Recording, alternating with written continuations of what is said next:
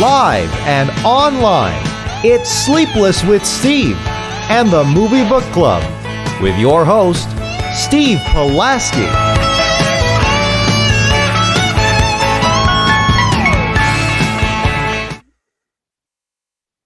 Back and better than ever, now featuring a pop filter on my microphone too. Steve Pulaski. It is Sleepless with Steve, joined with Dominic Guanzon. Before the rumors start, let's squash them right now. Joe Viso is not on strike for better wages. He is not on strike for any sort of moral principle. He's out of town this week, but he will be back next week for our double header. So we look forward to that. In the meantime, you're stuck with both of us. Dominic running the show, doing a good job in a pinch. We dearly appreciate him. Dom, how are you doing today on this Wednesday evening? I'm just lighting up today.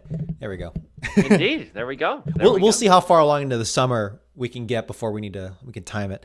But doing well. My whole week has just been centered around my girlfriend Chelsea getting her weight loss surgery, and she's doing well. I mean, right at this very moment, 2.5 days removed from the operation. It's not too. She's starting to feel it, but it's okay. She'll be all right. She's a trooper. She's a fighter, so she will be a-okay. And it's been a big week. We've been preparing it for like a year, literally all of this year, not just the full 365, but completely all of 2021. So it's just good to finally kind of get it done with. So the day it happened, we were just like, yeah, dude, we've all words have been said. It's just time to go and just get it done. So better future, better life ahead. Good for her. Yeah, I'm glad she's doing very well. Cannot wait to see you guys again. We're probably going to link Yes. up here pretty soon in the next month or so. Really, weather's warm. We're all vaccinated. So it's been a hot minute since I've seen you guys. Question: in your circle of friends and maybe extended friends, you know how it is. Like, what percentage of them would you say are fully vaccinated here in mid-May of 2021? Guesstimate. Damn near all of them. Yeah. Everybody in my circle of friends is vaccinated, is fully vaccinated, truthfully. My three closest friends, that they're vaccinated. I actually hung out with them over the weekend. Yeah. They're all vaccinated. A couple of our mutuals too that I talk to on the regular, inside Peter, he's fully vaccinated. His roommate is got one shot at least. So no, and my family too, most of my family is fully vaccinated, and the ones who aren't getting it.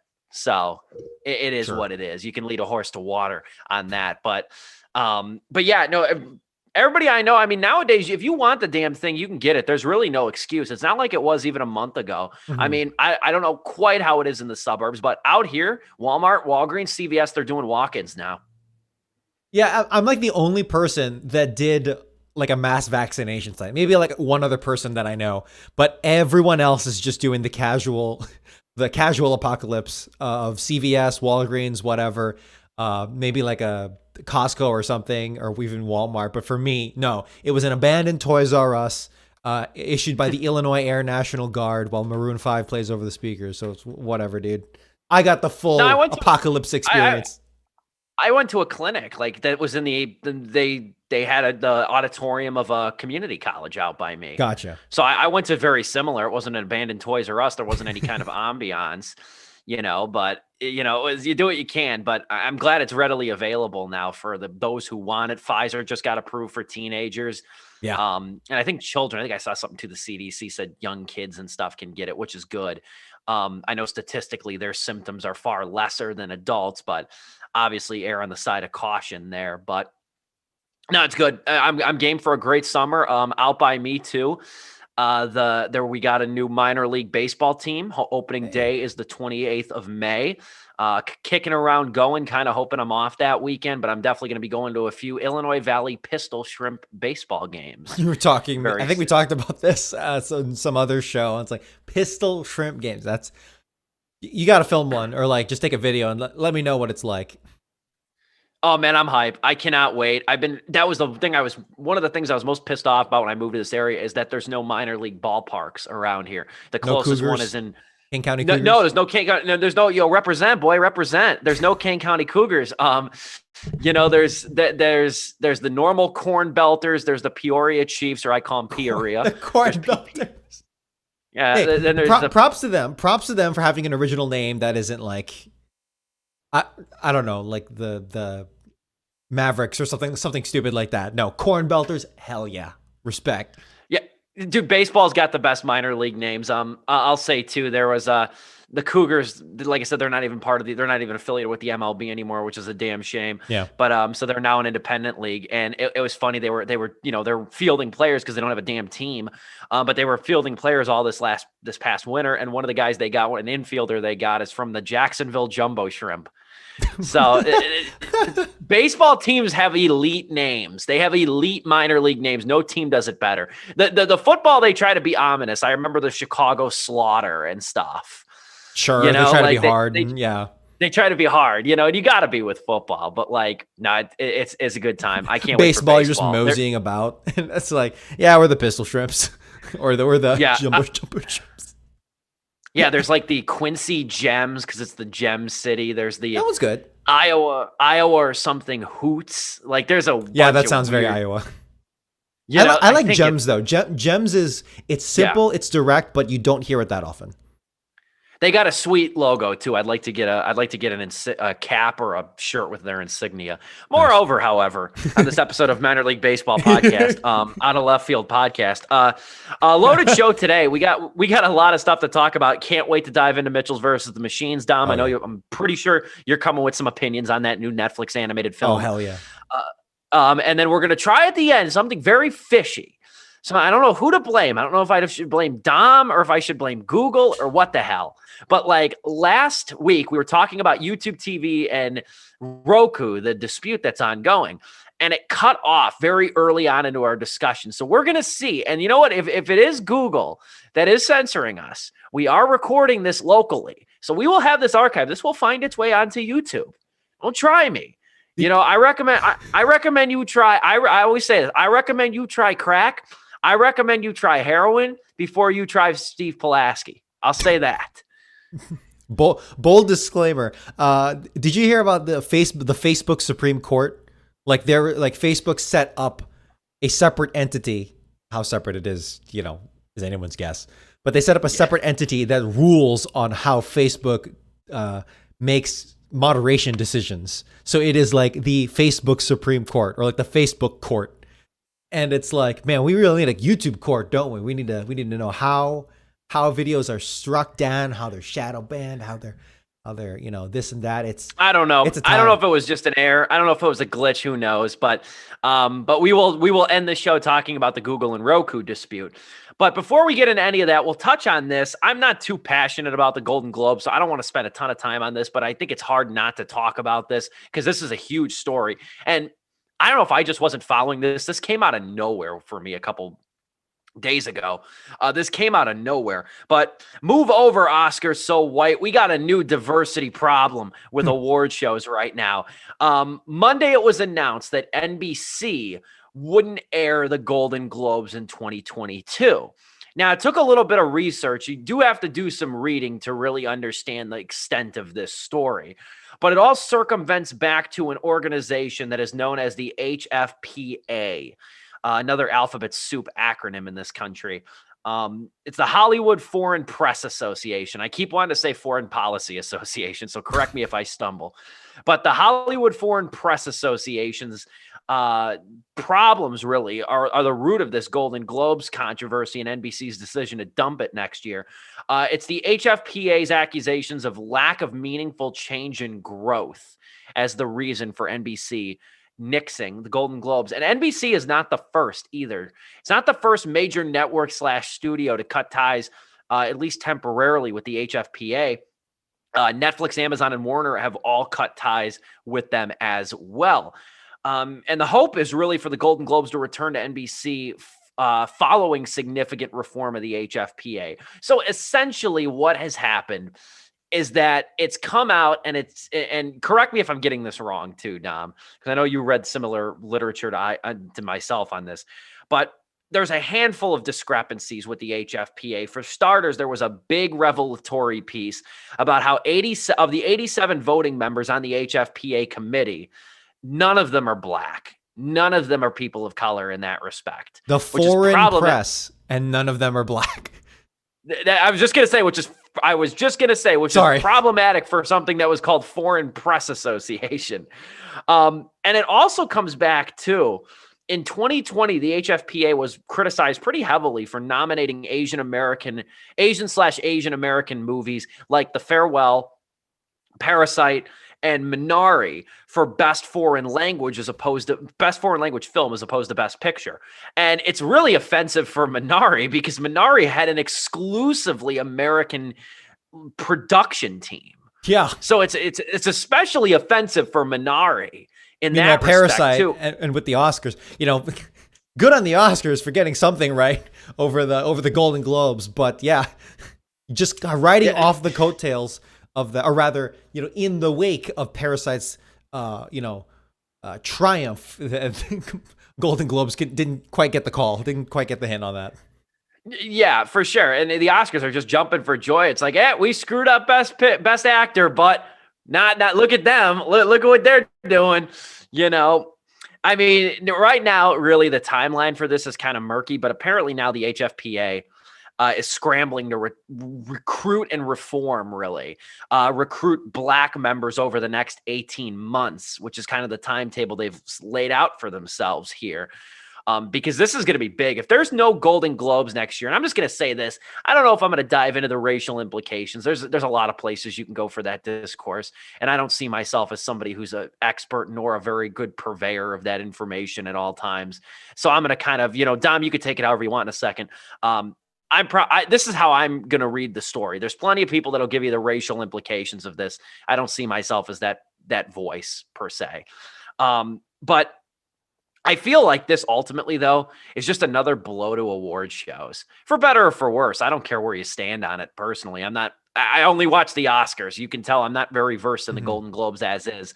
But, this is, if there's no Golden Globes in 2022, and people will see that life ultimately goes on and we don't need a committee and we don't need a high dollar, highfalutin, champagne taste committee to tell us what movies and what TV shows to support and what actors to like and who to listen to. Yeah. Especially the Globes. If people see that ultimately life rolls on without award shows, I don't see how they can come back really with a bang already coming off a record low year. We thought the Oscars were bad, ratings were bad, and they really were. But I read too, the Golden Globes were down 62% as opposed to the Oscars 58%. They were down to about 6.9 million viewers, which is paltry for the Golden Globes. I mean, I remember growing up, the Golden Globes were huge. They were absolutely huge. They always seemed a little bit more, I guess they always seemed a little bit more accessible than the Oscars because the Oscars always seemed a little stuffier. Which, if it's going to be an award show, I'd rather have that personally. And it's TV. It's also, they factor in TV with the Globes too, which the Oscars that's the one thing it really has. Yeah. So that's where I see this. I'll say it too. It's this is not a good time to be an award show. This is not a very good time to be an award show of any capacity too. The Tonys, the Golden Globes, the Oscars, the CMAs, the ACMs. I'm also a country music radio DJ. That's why I know the country music award shows. But even those are all in the tank as well. So it's not a good time to be an award show, and it's even worse to have a big association like the Hollywood Foreign Press Association scarred and branded with the label of racially insensitive makeup of their own committee. Dom, what say you on the matter? Yeah, it's a kind of a mess. The HFPA, which no one really recognizes unless you're really in that circle. I mean, now everyone's talking about it, but other than that, no one really talked about the HFPA. Everyone talks about the Motion Picture Academy of Arts and Sciences, because that's the Oscars, which is the most prestigious between the two, at least between the two, Oscars and Golden Globes. Oscars is definitely more prestigious. Even that's waning these days or whatever. But even then, that just goes to show you where the Golden Globes really is. Let me just add on top of everything you were saying about with a lot of its issues of race and representation. Yeah, none of its members are black. On top of that, I don't know, former HFPA president faces a backlash over email calling Black Lives Matter a hate movement. This one's behind a paywall, but I'm showing it right now on the screen. There's actually beyond its issues of race and representation.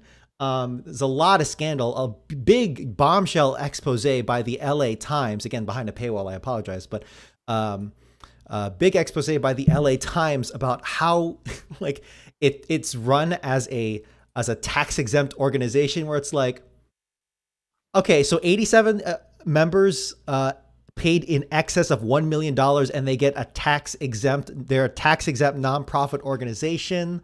A lot of their members are not journalists at all, and that they apparently, reportedly by the LA Times, refuse and like deny like reputable journalists to join their ranks to like improve essentially. But they're saying no to Just that. keeps getting better. Yeah, exactly. And there's problems about voting and a lot of things about self-interest. And like, I encourage you to read that, because obviously everyone pays for journalism. So of course you can access that. I certainly didn't access that by any other means, but I encourage you to go read that, because it's the surface level. And I don't mean to say that issues of race and representation are surface level, but rather what is on the surface for everyone right now, what's on blast, is the very legitimate issues of the lack of representation. Not one single black person on the board, or rather in the HFPA. And it's called the Foreign Press Association. Like, are you kidding me? Not one, not just the one token, not one token. That's absurd. That's absurd. You can't even do that. But beyond that as well, a lot of institutional, like regular white collar corporate crap there that is festering underneath as well. So yeah, the HFPA's got a lot of problems going on with it. And so, tying it back to the whole drama about will there be a Golden Globes, or at least will there will be no Golden Globes on NBC. It kind of caught me by surprise, but if you really think about it, everyone's cutting ties left and right. Do we need a Golden Globes? In my opinion, of the big four, the EGOT, right? Emmys, Oscars, Golden Globes, and Tonys, right? Did I right? EGOT, I think you got it. I think you got them. I personally think the Golden Globes are at the very least, they feel the less prestigious, which sucks because television, we're like in the golden age of television, dude, right? We're in a post Breaking Bad world. We're in a post Sopranos world. You would think, the Golden Globes would really hearken to that, but I don't know. I feel like this is a hot take, but I feel like because it includes so much, it feels like so much like movies and things like that as well. It kind of feels bloated. I don't know if you would agree with that statement, but just the fact that it kind of diffuses its focus as opposed to Oscars, just movies, Tonys, musicals. Here's the highlight of the year for Broadway and musicals. Same thing with, oh my gosh, music. Grammys. Thank you. Grammys. Grammys. I'm sorry. Emmys, Oscars, Grammys, Tonys. I said Golden Globes and Emmys. Okay. Sorry, my bad. But yeah, it's of the four, it's like, So I think if the Oscars has a controversy, I feel like people really jump on that bandwagon, particularly with the Best Actor thing recently, or when Moonlight lost its big moment to La La Land. That's a big thing. Because that lingered, that both those stories lingered for several days after. 100%. Golden Globes, do you remember any big moment? I mean, I guess when Ricky Gervais hosts it, that's about it. That's and nowadays I couldn't tell you what won last year or like the last Globes. I couldn't tell you. There's so many that it doesn't even have. I mean, it does have big. It has the big awards, but I just feel like because it diffuses so much personally, because it's not focused. It's just kind of, it's not as exciting to watch. It's not as engaging, and certainly Tonys, Grammys, Oscars, they're all equally culpable of having a lot of off-screen awards as well. A lot of Oscars, a lot of honors that we don't get to see because everyone just cares about Best Actor, Best Actress, Best Picture, and all that stuff. Which I get, right? You can't. I mean, I think it'd be cool if you live streamed all 6 hours of it. And I think the Tonys does the Grammys does that, but I'd have to double check on that. But really, it's just where the Grammys is at, I think it's way worse than where the Oscars are. Just what is coming out of this story, what the LA Times has exposed. Shout out to the LA Times for that reporting. And then also like where they're at culturally, it's like, damn, dude. Yeah. I actually don't think it'll be around in the next 5 years. I don't know, dude. Who cares about Yeah, I don't know. Who cares about it? No, and like I said, with the award show slumping, it's gonna be interesting. It's the same thing. It's kind of like keeping tabs now with movies and like box office numbers too. Mhm. It's kind of interesting now too. Speaking of which, it's kind of segue into this next topic too. I am going back to the movies this weekend. Hey. And I am absolutely pumped. I probably should have said this in the opener, but I figured out the 2 movies I'm going to go see, just to kind of like use this as a sweeper into the Sure. next subject. Friday night, I'm going to see Spiral. That's that new Saw sequel with Chris Rock. Mm-hmm. So I'm very excited about that. I think there's a lot of reasons to be excited about this Saw sequel as somebody who's a big fan of the series myself, flaws and all. So I'm going to see that Friday night. And you know what? I've been talking to a buddy too, and I'm going to go see this one on Saturday. I know that Those Who Wish Me Dead is out, and we're going to talk about that on the show. And I will watch that. But like, I'm going to say right now, like, this is kind of heaven for me right now because I'm finally looking at the show times of local theaters. There are so many movies out that I've never even heard of. There's so much out that's like independent horror films, independent dramas, That's independent awesome. Christian movies that like have really, this is terrible, have really no business being on the big screen, but because there's so little out now, like at my local theater over here, Raya is still playing. Raya and the Last Dragon is still playing. And they got this movie. I'm going to go see this on Saturday morning. It's called Silo. And it's this drama. And it really resonates. It should resonate out here. The problem, or out where I'm at in a rural area, because nobody knows of it. So it's going to fall on deaf ears. Yeah. But it's about a teenager. It's about a teenager that gets trapped in a grain silo. And that's, is it like have you read about hours kind of deal? It's more about the town's response because I guess the town has like fractured family relationships, like different neighbors and stuff, and them coming together to rescue this teen that fell in this grain silo. And I'll tell you, living in a rural area, that happens more than you think, those grain entrapments. And that's a miserable way to die. That has got to be a horrifying way to die. So it's between that and Spiral, it's a very masochistic trip back to the movies for myself.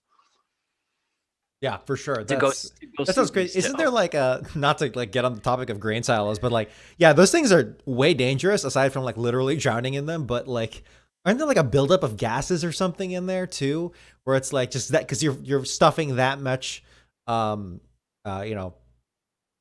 that much plant or crop in there that builds up the gas. I don't know what I'm talking about. I'm sorry. I've just heard stories, but like, I mean, if they're in a factory too, that's not good. But I mean, you hear about these grain elevator accidents every year out here and stuff like that. And it's horrifying because like that, when you're in a grain, like, grain that's in a silo like that, I mean, it's like quicksand.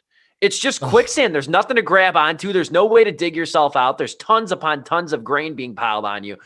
I'm looking forward to this movie, though. It's called Silo, and I'm going to go see that. There's like a Christian movie, too, called The Girl Who Believes in Miracles, which looks like something right up my alley to review and then get blasted about on the internet. Like, there's so much out now that I can't wait to see. I just really want to see stuff I've never heard of. Like, Those Who Wish Me Dead, I can watch that on HBO Max.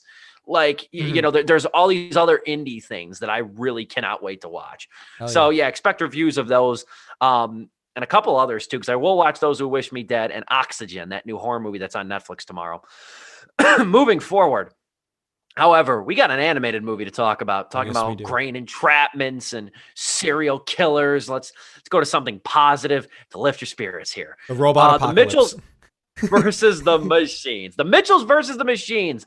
And there's a lot of directions we can take this thing. This is the new Netflix animated movie directed by Mark Rianda.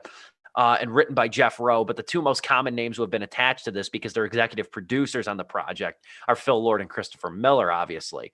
The men responsible for Spider-Man Into the Spider-Verse, the Lego Movie, and 21 Jump Street too, but they've really dabbled in and succeeded recently. They are probably the kingmakers right now. As far as names are concerned, they are in the top 3 of like elite echelon of names. They're up there with like Pete Docter. And I know he's kind of sort of doing stuff, but not really. Hayao Miyazaki. I know he's kind of back in some ways, but those are like the elite class of animators at the moment and animative like thinkers. I would say are Lord Miller, Pete Docter, and Miyazaki. And Lord and Miller, man, I tell you, they're killing the game with another one over here in the Mitchells versus the Machines. Making an animated movie heavily reliant on internet humor is essentially operating on a field of landmines. Yes. Like, but thankfully, in the hands of Lord and Miller, this material is in very good company because it is delicately handled too, not only by them, but of course the writers Rianda and Rowe, as I mentioned, who make this movie so dazzling and so much fun and smart. It's not interested. This is the first thing too that I'll say, and then I'll throw it over to you. This is kind of where I'll start. You could take this wherever or go off on your own. The movie was originally called Connected, and that title still kind of surfaces around a little bit, but this movie, Blessed So, is not interested in lecturing us on our over-reliance on technology. It's not interested in being kind of a lecture and a finger-wagging statement about how we spend too much time looking at screens and not around the people, you know, who care about us and stuff. I'm not saying that's a facile point, but it doesn't have to be the crux of every movie made about technology, and that's not what this is. This movie's more interested in creating the next lovable, ordinary family with a lot of charisma. And dare I say, I know, Dom, you were questioning, you were like, yeah, that's a little bit of a hot take, what you said. The Mitchells are the new modernized Incredibles. And I don't think I'm off base there. You don't have to directly respond to that right away, but go your own way a little bit about the Mitchells versus the Machines in your eyes. Yeah. Okay. I'll go my own way with it, but yeah, dude, this, I did not know a thing about this movie. Really going into it at all. I was like, okay, what kind of budget DreamWorks low tier esque am I gonna watch here? Just didn't watch it. Didn't know literally a thing about this movie going into it. After that opening montage, that intro, you know how it's like you listen to the first track of an album, right? And it's like, this is gonna be good. This is gonna be a good time, dude. That's exactly the revelation that I had watching this movie unfold. And in fact, like in the first 20 minutes, I was thinking to myself, damn, I have no idea who made this. It's like two people, or at least two brands are have to be attached to, or rather two options, either Lord and Miller, based off of what I saw of Into the Spider-Verse, or Gareth Edwards from Scott Pilgrim versus the World, or somehow he had a hand in this, like in some way or the other. And I wish Joe was here because we could go off on Scott Pilgrim for like another hour. But regardless, of course, yeah, dude, this movie is. I was gonna say this movie's a revelation. No, man, this movie is freaking insane, but in a very measured control. You don't think it when you're watching it, because it's very chaotic, very eclectic. It overwhelms you, but in a very, very precise and very purposeful way. It's very easy to dismiss this if you just watch like a YouTube clip, or maybe you saw a trailer, maybe you watched like it for like 5 minutes in the middle or something. Very easy to dismiss this as like, oh, so random, or it's like haha internet humor, particularly with some of the gags.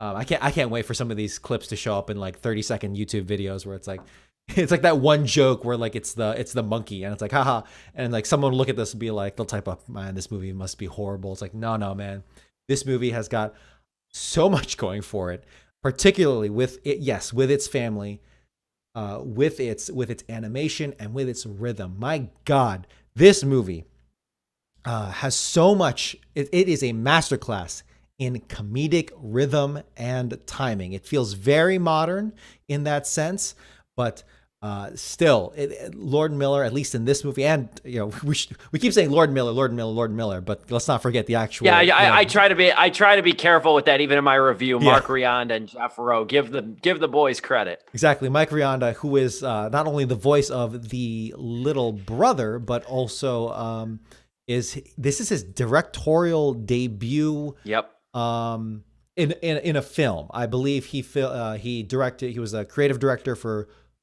or at least had an involvement for 4 years with the show Gravity Falls, which I have not really watched Gravity Falls, but having watched some episodes and I'm a little bit familiar with it. I am not surprised at all that he was attached, that he led this project. So that makes perfect sense, 100%. But dude, two things that really stuck out to me, and I'll pass it on to you, Steve, is that one, rhythm. My God, it is very precise, very measured here in its jokes. Maybe some slip ups we can talk about later on when we get into some criticisms, but by and large, this movie kept going and it kept up with the punches. Second, every frame of painting. You hear that phrase from film students all the time. My God.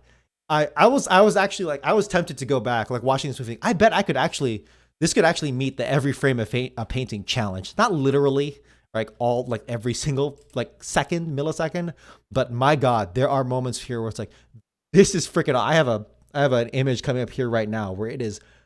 It's got like 4 different art styles, and it all blends together, and it's beautiful. And even the most CG and detailed part, or the most CG and the most 3D aspect of it, still has beautiful fine details. Again, you can't see this, but on the hand of the main character here, it's like, man, it's so soft and so simple, but also you can see the crevices on her hands, and you don't texturing. Exactly. And you don't obviously consciously think of this every moment by moment, unless you're someone like us who like pays attention to it, or even an animator. Like, we're not animators, but if you're an animator, you pick up on that stuff, but you absolutely feel it. You don't take a sense for all these technical details, but you don't like consciously pick up on it, but you absolutely feel it. And in terms of feeling, Mitchell's versus the Machines is just an absolute. It's a welcome barrage on the senses. Usually when you hear like an assault on the senses, it's a bad thing. But this is like a full body massage, full on spa treatment, facial, foot rub, everything. And it is, after a hard week, this is what you need if you're into some good animation here. Steve? 100%. This was a great thing to watch on a Friday night when I did, just as a good like cap of the week, and just a fun movie. I think, my first big complaint is that we didn't get to see this in the theater, because this was made to be a big screen movie. And I remember them talking about this movie coming to theaters. And unfortunately it didn't. It got sold to Netflix. But I guess this just means for all the parents out there, this is the kind of thing, like, I tell parents, or like friends of mine that have kids, or just older people I know that like are looking for movie recommendations with kids. I say, this is the type of movie too that your kids are going to want to watch again, and you will happily let them, because you will probably want to watch it again yourself. Oh, yeah. It is that good. And going on, continuing on with the animation style, it's the most impressive really since Into the Spider-Verse, I guess you could say, which is fittingly another brainchild of Lord and Miller. That movie used a lot of like urban street art and noir style comic books as its primary influence. And so many seemingly conflicting but beautifully blended animation styles. 100%. And this movie, Mitchell's versus the Machines, it feels like one of those like middle school centric graphic novels come to life. And I can't really I don't want to say like Diary of a Wimpy Kid, because there's not a lot to that series, or there's not a lot to that cartoon, that strip. But like, you know what I'm talking about? Like, I think there's like that book, that Middle School, The Worst Years of My Life, or something like that. There's a handful. I remember there's this one series, I think it was called Sparky back in the day, or Shredder Man was another one. I know that was actually a book, but like the art style of that, like it's got on-screen text, it's got like hand-drawn pop-up effects. The style of book where it's like writing in the margins, very self-referential, very playful, very much like sitting in your bedroom making your own comic and drawing everything out. Because this movie too, just when you think CGI animation can't impress you anymore, this movie at times, and I have every reason to believe they did use that in a lot of different spots of this, especially for some of those like pop-up effects, this movie really is one of the few, if not only, CGI animated movies, which is redundant to say because that's what it is in the modern day. Right. But this really gives off the appearance of being hand-drawn quite frequently. And that's beautiful. As a lost art of like hand-drawn animation, at least in a macro mainstream senses, to see something like this come out that pays homage to that in a way and gives you this kind of almost classical look while being very modern, it's pretty and it's beautiful. And and it's a gorgeous production. I mean, we have a front runner now. Luca by Pixar's Luca looks really good, especially narratively. But I mean, this could be a front runner for some animated awards by the beginning of next year or so. Dude, I cannot wait to watch Luca and see it go up against this movie, I hate to go into a movie wanting to spar, but it's like, damn, this movie really, well, again, it just blindsided me. It came out of nowhere. So it's like when it comes out and comes out of the, from the far left lane, does a Chicago sweep all the way to the exit, right? And it's like, oh god damn, okay. It is such a welcome, to use the cliche, breath of fresh air. Like it's really like it almost looks claymation. You got the hand drawn stuff going. You got the comic book aspect. You got the high schooler who's bored in the third period biology, and they're just scribbling to make their lives go forward just a little bit more. And thinking about just how on the surface level, there's so many things about this movie that is so easy to write off. I kind of made this point a little bit earlier, but I really want to emphasize it. Like it has an all-star cast. It really does. And so particularly in some of the minor roles as well that really come to shine. Yep. But when you're first looking at the cast, you're thinking, oh my god, is this going to be one of those movies where they just stuff it full of comedians and SNL alums? It makes you a little nervous. It makes you a little nervous because you have Abby Jacobson, who voices Katie. You got Danny McBride, Maya Rudolph. Maya Rudolph's just a token mom. Yeah. Danny McBride and Maya Rudolph as the parents. Danny McBride is very subtly good here. Is very subtly good and soulful. And Mark Rianda as Aaron, who I really love. I think I would tolerate an Aaron spinoff. That kid was cool. Mike Rianda's voice acting, not the character, but the voice acting, it had to grow on me a little bit, but by the end I was cool with it because I was like, I don't know if they're pitching. Maybe they could have pitched it a bit more because it's like, this sounds a little too adult for that kid. It's a little low. It's a little low given that kid is so young. Or he just you ride with it. You ride with it, but no, they could have maybe E.G. Daly'd his voice a little bit there. Again, took me out of it for a bit, but then I gave in and it was all good. But again, contrasting with Abby Jacobson, where I was like, yeah, is this kid like 16? No, it's a full grown adult. Okay, cool. That is impressive, very impressive voice work. But in any case, you think there's a lot of things here on the surface level, like a really all-star cast, almost a 2 all-star cast.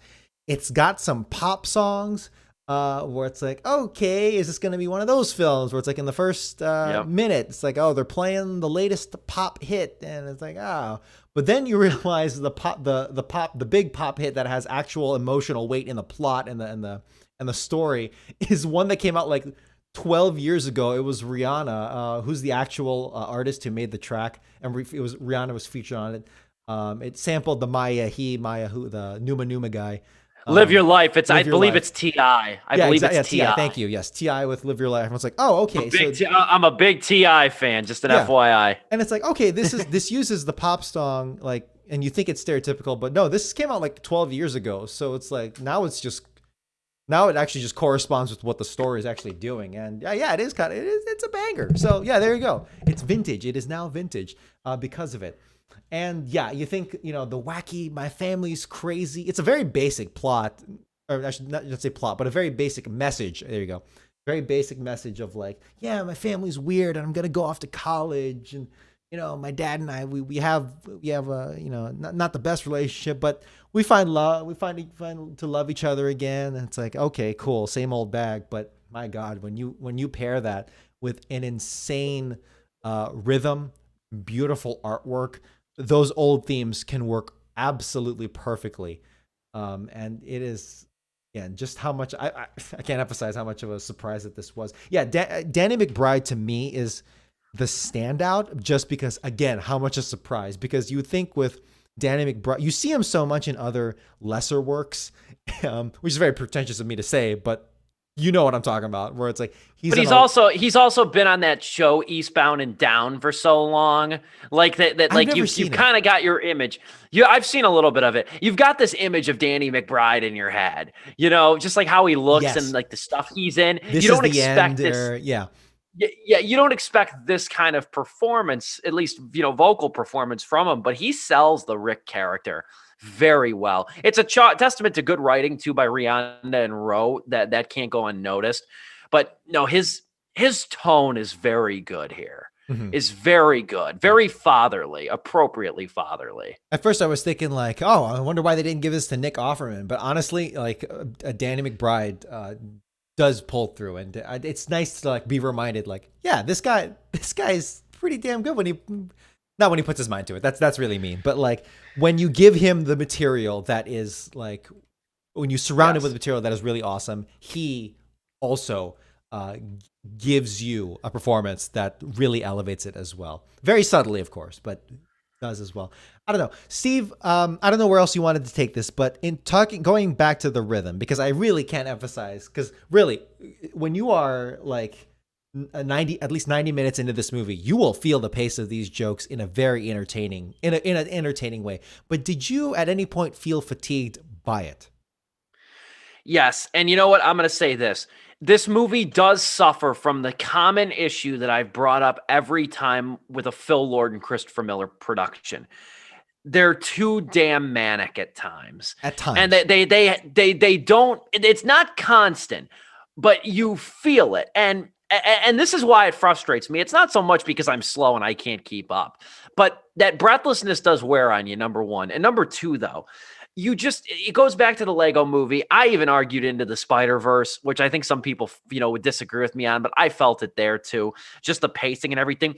It's part of the reason too, it's because these movies are so gorgeous. You wish these damn things would slow down and let you appreciate the storytelling and the most importantly to the visuals that would undoubtedly taken hundreds of hours to perfect and curate. You just wish these damn things would slow down a little bit. It was the same thing with the Lego movie. And in the moment you kind of don't realize it, so much in the moment, or at least early on, but by that like 90-minute mark, and this movie's almost 2 hours, like you start to feel that like you kind of just wish that stuff wasn't paced as quickly as it was Mhm. for the betterment of the story and the visuals. So yeah, that's my only gripe here. And it's been my consistent gripe with Lord and Miller projects is that they move too fast sometimes. Yeah, and yeah, I know earlier, it's like this sounds like a complete turnaround for me. It's like you were just talking about the awesome pacing before, and honestly, it does hold up for a really long time. And with It's the not a pace, huge hindrance. yeah, It's not a huge hindrance. No. yeah, but you do feel it towards the end,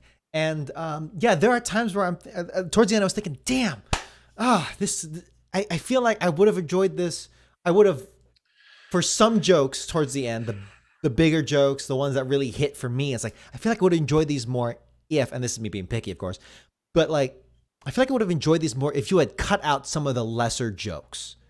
Some of Sure. the, not the subtle ones, like maybe like small visual gags in the background. Not talking about that, but there were some like up front and center jokes that were, it's like I feel like you repeated this formula at least 2 or 3 times too many, where it's like manic, manic, manic, hard pause, silence, hold, impact of joke. Yeah, and if you see the movie, you know what I'm talking about. Honestly, you've probably seen it a million times before, and it's a very, very good formula, very good trick.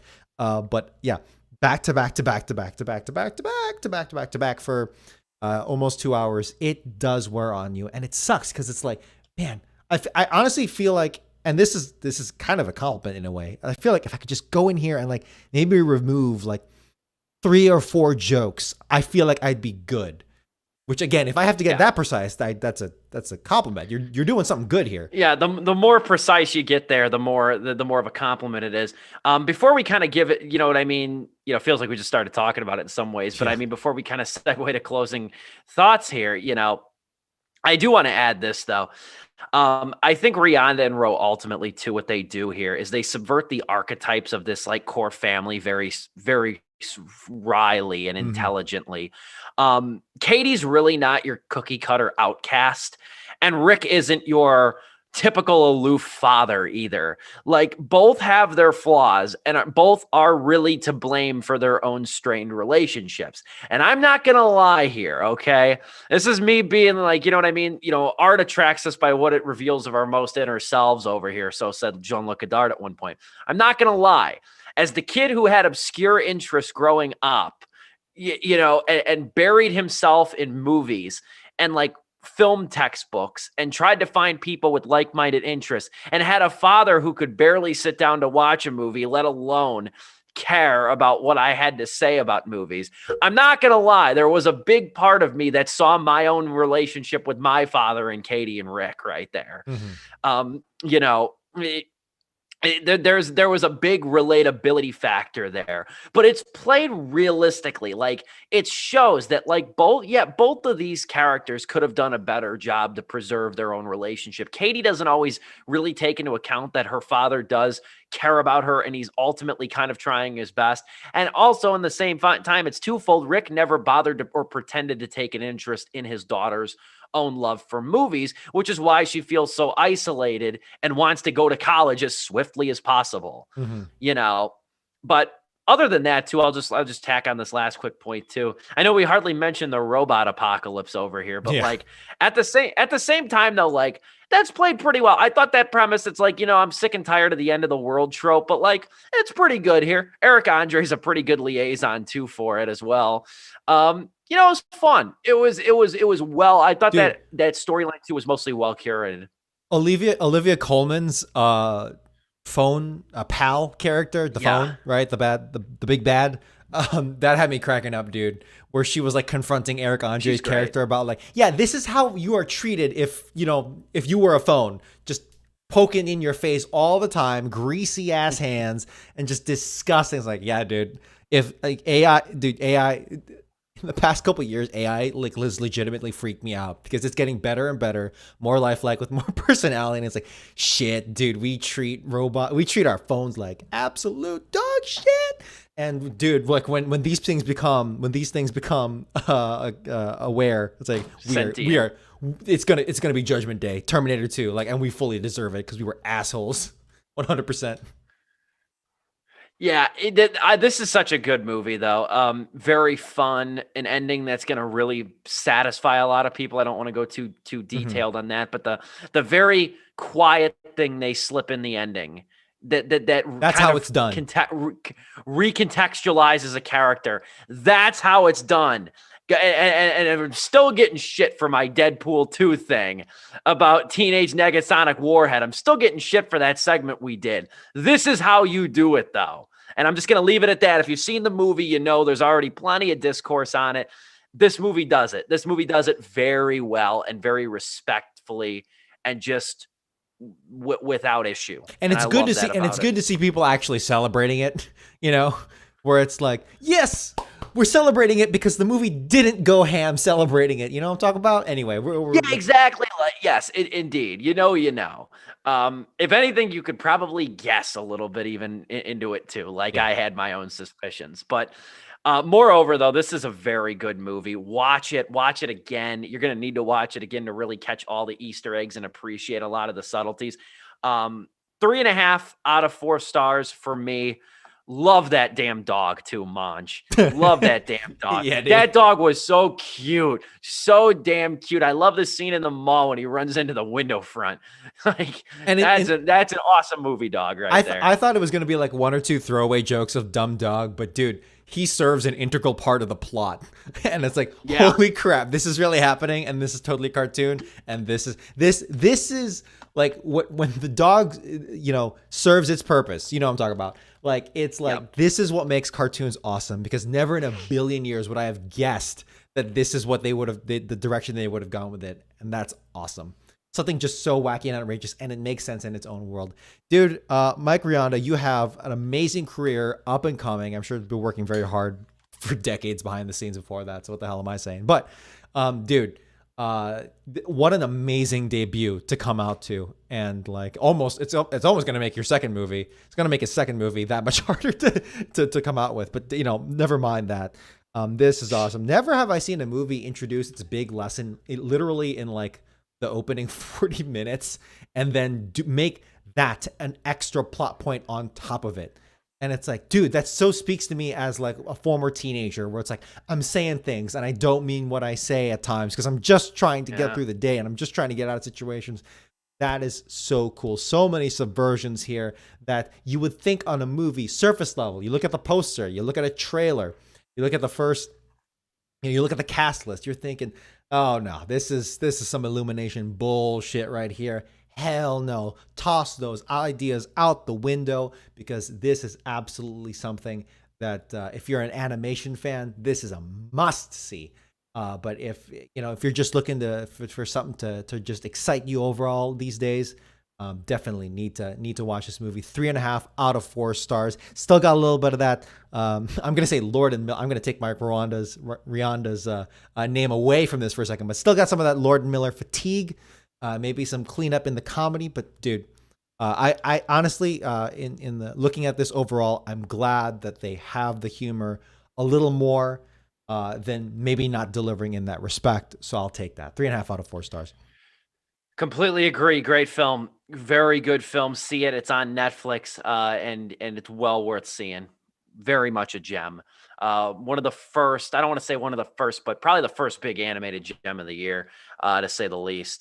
Just a little bit better than Tom and Jerry. Let's not get carried away. A little bit. Did it have rapping pigeons? No, this movie did not have rapping pigeons, but no, it did not. Moving forward, though, Dom, I just want to just interrupt and say this. Dom, are you recording locally? I am recording locally. Because I still don't know who to blame for the reason this segment got cut off last week. I don't know if it was Google. I don't know if it was Dom. I don't know if it was the ghost of Joe. I don't know. But we're going to trudge forward. We're going to trudge forward right here. I do want to touch on this again and reiterate basically, but a lot of it got cut off last week. If you thought that streaming would put an end to the era of blackouts, you would be sorely mistaken. For the last two and a half weeks now, Roku and Google have been negotiating a new deal. And things got ugly 2 weeks ago, really. Roku removed YouTube TV from its marketplace. As of today, YouTube TV remains on your Roku if you've downloaded it and you have an account, obviously. If you have it on your Roku account, it remains on there. Fun fact, and this was not the case last week, though. Roku is pissed now because Google went ahead and made a little out route. So if you have a Roku and you have YouTube, if you have the YouTube app, you can access YouTube TV now through the YouTube app. And Roku is definitely not happy about that because that steals away some of their leverage now. But that didn't happen last week. I just saw that this morning. That is now available. But anyway, this whole deal that Roku and Google have been going back and forth, Roku has said that it's really both parties. It's not about money. The first instinct you think is a deal or some monetary deal. It's really not about that between these two companies. Roku has said that Google wants preferential treatment for its YouTube and YouTube TV apps. They've said that Roku has said that the company, Google, has cited 4 demands that it felt were anti-competitive and could violate antitrust laws. Apparently, it has to do with consumer search results that grant Google access to user data or something of that nature. That there's not really any concretion on what these demands actually are. But Roku has gone as far as to say that they believe Google would violate antitrust laws, which is big now because, as I said last week, if this goes somewhere and they actually want to take this to court, Roku, this could set a big precedent for antitrust laws in streaming, because that's the hairy part. It's different when you're dealing with cable networks and stuff like that and running the risk of monopoly or overstepping or overreach. But it's different when it's over the top, which is what which is what YouTube TV ultimately is. For those who don't know, YouTube TV, it's got 3 million subscribers at the moment. And I think you were kind of confused on it last week, what exactly it is. It's not like a Paramount Plus thing. It's not a content hub so much as it basically is. is it's a cable alternative. Mhm. It's a cable alternative. It comes with, I think, 65 channels. I think that's the bare basic. And a lot of lifestyle channels and stuff like that. You're basically paying monthly. I think it's about $50 a month for a little bit more than basic cable. And it's great. It's a really good service. It's got cloud DVR. I love it. I love YouTube TV. It's probably my second most used app behind YouTube itself. I find it wonderful in a lot of different ways. But apparently also Google is also trying to leverage power and force Roku to accept hardware requirements with this new deal that would up consumer cost. Roku hasn't asked for $1 of financial consideration for Google either, which was an important note in the Hollywood Reporter, I believe, last week. But Roku's got a strong grip on this market, and YouTube TV, relatively speaking, doesn't have a lot of subscribers in 3 million. So it's going to be interesting. Roku's not afraid to fight. We've been talking about this since Sleepless was revived. They're not afraid to fight between Warner and beefing with HBO Max, between NBC Universal and beefing with Peacock. This is not a company that's afraid of blacking out channels. So I'm very interested. I'm keeping my thumb on the pulse of this story and when YouTube TV could be back on the marketplace. But for now, at the making of this episode, at the making of this video, if you have YouTube TV installed on your Roku, you can still access it. If you don't, you're screwed at the moment unless you access it through the YouTube app. Yeah. Looking at this story at first, I was like, oh, it's just billion dollar companies, fighting, That's what you think. Petty little squabbles. But honestly, you get a little deeper into the story, specifically what Roku is citing. Roku is, out of all the things, of all the silly reasons for billionaire companies to sue billionaire companies or whatever, right? This one I think actually holds some of the more water than most, quite a bit too, because Roku's apparently specifically citing, as you mentioned, Steve, it's manipulation of search results, and yeah, I cannot understate that when you think search, you think Google, and there is a case for that. That is the de facto standard. To the point where maybe you could start ruling it de jure. I don't know what a judge would say in that regards. I don't know what angle the lawyers might take, but just broadly barking up that angle. These days, tech is sweating balls, dude. Like Facebook, I was gonna say Instagram. That's also Facebook, but Facebook, Twitter, Google, they are all sweating because they're sweating in their, $1 million Armani suits and, going to the spa afterwards, whatever. But, they're getting a little nervous because, everyone's attention these days, people weren't talking about it 10 years ago when people were really sounding the alarm bells, but now it's come, the hen is it's getting a little closer to roost. These days, on the right, and I'm not going to get into the right and left, but on the right, people are decrying big tech and getting all antsy about censorship or whatever you lie on that. And what I'm just saying is that they're on it. They're on the issue of just general tech issues and the manipulation that big tech, however you take that phrase, is on it. Meanwhile, on the left, a lot of privacy issues, a lot of issues with exposure of private data. And a lot of iffiness on billionaire companies just kind of freely taking and monopolizing and monetizing people's what you would think would be someone's personal private data, even though it's on the books. That's where people's principles lie. So all over the political spectrum, people are starting to really pay attention to this stuff, and people are saying FCC. Honestly, the FEC might get involved here with anti-monopoly stuff. Who knows which side of the aisle will take on this? And it doesn't really matter on how we talk about it, but really just the fact that the all guns are looking at tech right now, and how Roku was able to potentially manipulate that if this story gets bigger. Oh boy, Roku's smart here, man. In this particular instance, if what they're citing is very interesting. We're going to keep our thumb on the pulse of this story, as I said earlier, because I'm fascinated by it as somebody who has YouTube TV too. This affects me, and a Roku.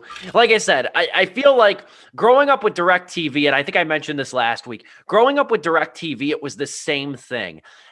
As a kid, there was nothing more frustrating, and this happened like once every couple of years. Whenever DirecTV would fight with Viacom, as a kid, it would piss me off tremendously because DirecTV would block out all the Viacom channels. Now, as a kid, it's your whole damn world. It's MTV. It's Nickelodeon. They own everything. It's BET. It's everything fun is owned by Viacom. And, and then I remember one time DirecTV was fighting with WGN, big network out here. They were fighting with WGN. We didn't have WGN for a good 6-7 months. CBS they fought with at one point. 7 months, I believe. Look it up. When they fought with WGN, man, they wouldn't cave at all. And then it was wonderful, too, because then I'd go to like WGN at a friend's house, or I'd be at a friend's house and they'd have Channel 9 on for the Hawk game or something. And then they'd be running commercials saying like DirecTV customers cannot see WGN because of their unfair, unethical practices or whatever. And I'm like, oh, it's just a pissing match now. But like growing up with DirecTV, I'm not, I've always remembered like cable blackouts being a huge thing. And now getting Roku, it's like, oh, well, Roku's playing the DirecTV card now, aren't they? They're not afraid to beef with anybody. They're not afraid to black out any kind of app or anything like that between HBO Max and Peacock and all this now. Now YouTube TV is under scrutiny at least, or at least not available on Roku if you don't already have it. We'll keep tabs on this story. I'm interested to see where it goes. The real question is going to be, if it doesn't get resolved, is that word anti-competitive going to keep getting thrown out? And is that going to go somewhere? Because that's what'll make it really fascinating. And I know as the politically minded legal counsel over here, Dom, that probably excites you. It kind of does. I kind of want Roku to just hold out for as long as possible, just to see what happens, see how far in the court system that they get, and yeah, it kind of makes me excited. I'm not gonna lie, it's fascinating. Precedent could be fun, but who knows? We shall see. That's gonna do it for Sleepless with Steve tonight. We're coming at you next week with a doubleheader. Joe will be back. I don't really think that you're gonna see it too well, but I have my Nomad Land shirt under here. I have my beautiful Nomad Land shirt under here. I can see it. Yeah, indeed. I got that on. We're going to be reviewing that next week because it won Best Picture. Might as well talk about it. We're going to review that, the three of us, along with Army of the Dead, the new Zack Snyder movie. That is coming out as well, so we will be able to touch on that too. So a lot going on Sleepless with Steve next week. Another doubleheader. I can't wait. It'll be a good time. Joe will be back. All will be well. Want to give a big shout out to Dominic Guanzon. Sliding the sliders, pressing the buttons, and being an all-out keyboard warrior over here. Joe, come back. For 2 weeks in a row. Come back, Joe. Great job, man. Always a pleasure. It's Sleepless with Steve. We come to you live and in living color every Wednesday evening, 8 o'clock Central Time on YouTube with the latest movie reviews and also news in the surrounding field, film industry and whatnot. It's Dominic Guanzon in the blue polo, Joe Viso in spirit. Be back next week. And yours truly, this is Sleepless with Steve.